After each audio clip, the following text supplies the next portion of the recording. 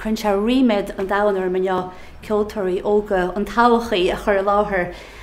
Sin ceoltóirí chumasacha ó híomh an cumadóireacht agus an ceol agus an rince agus cholathirt ó chunamara chuí dór muoineáin agus bhíon de seachab bhí scéim nóta alí na Gaeltachta srá ceirlanna meantóireachta aana is mína bríd barcar ar chun trád picnic i dteanta an ceoltóir cumasach Oisín Mac Diarmada.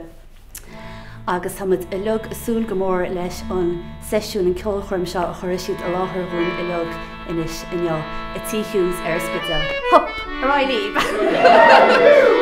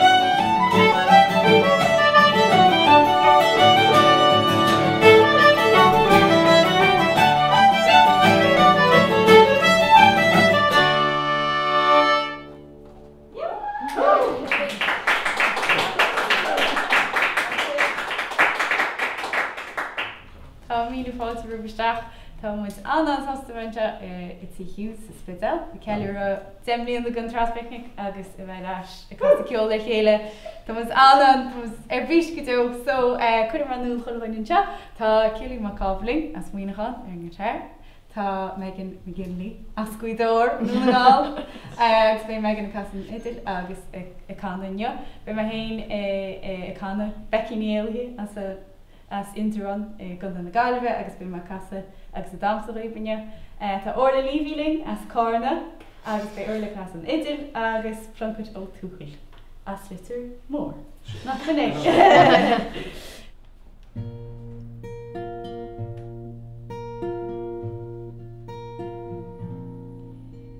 Every joggy way, still dark moshi cratche. Her to all in yon wash, she heart lar moshi. Ten the kid to far and rally, died in Cloíodh.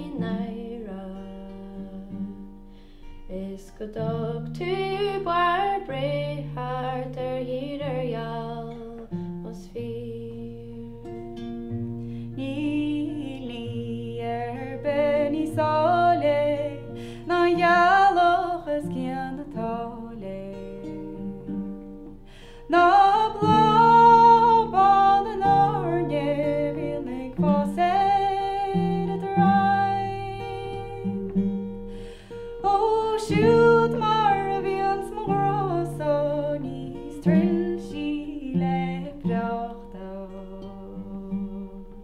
Bein Malon, the Hollow, nach Yarner, you've claimed.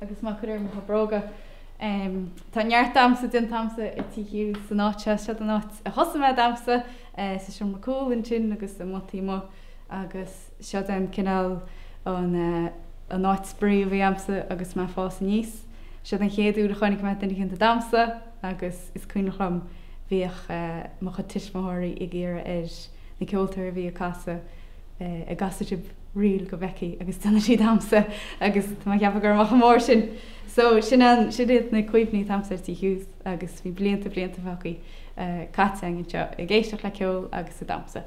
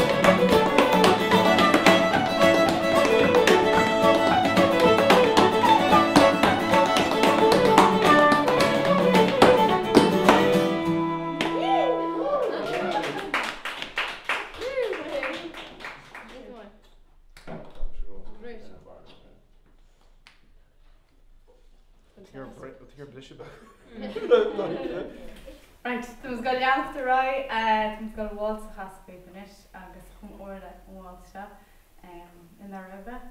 Yeah, ní leanam am but Ní leanam an éis ach tá sé go háling ar fad sa chucum a haspa. Agus an sin leanam de roi le háfort éis sin na Kennans agus cailchan agat. Ma ceappa go chulm pop se cailchan hearnig. Go leor, so, was got a haspa.